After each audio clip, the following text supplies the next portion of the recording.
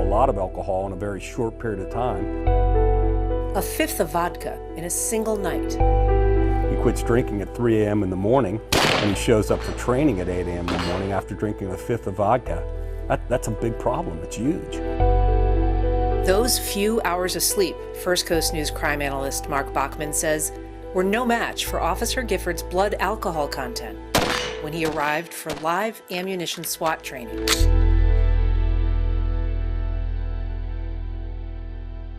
Okay. When you went to the gun range, were you under the influence of alcohol? Yes. You were? Yes. He was staggering, having to hold on to the rail to walk up. Admittedly, he said he was drunk. So drunk, 3 other officers confiscated his gun belt and took him to JSO headquarters for a breathalyzer. Blew a .3. According to an internal affairs investigation, at 11 a.m., more than 7 hours after his last vodka seltzer, Gifford blew a .316. That's 4 times the legal limit of .08.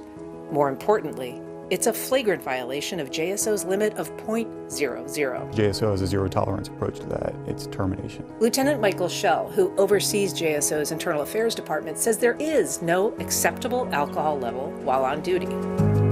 There is no justifiable reason why a police officer should have alcohol in their system while working as a police officer driving a JSO vehicle. Gifford told the officers who took his gun belt, "I'm drunk." And it wasn't the first time.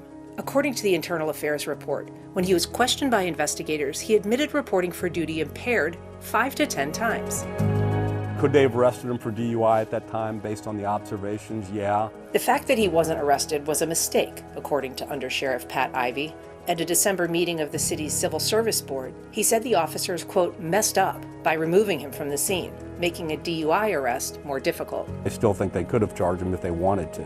Gifford declined our interview request, but according to a transcript of his testimony at the Civil Service Board meeting, he admitted to struggles with alcohol and said he was committed to sobriety.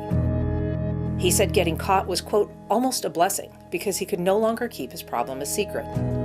"I've literally been scared straight," he told the board. But the undersheriff called the case egregious, saying Gifford was so drunk he was, quote, knocking at the door of toxicity, yet he still drove 30 miles to the gun range. Do I think he needs to be terminated? Yes. The city's Civil Service Board disagreed. The volunteer board, whose members are appointed by the mayor, JEA, and the school board, decided by a vote of 4 to 2 that the decision to fire Gifford was manifestly unjust, a legal term meaning shocking to the conscience. In this case, I don't think that's the case. I think the termination was just. The board voted to reinstate Gifford after a 90-day suspension, with the requirement that he submit to alcohol screenings for a year. JSO Director Lawrence Schmidt said JSO will welcome Gifford back, but told the board their vote, quote, defies logic, overturning the decision of an elected sheriff and substituting their judgment for his.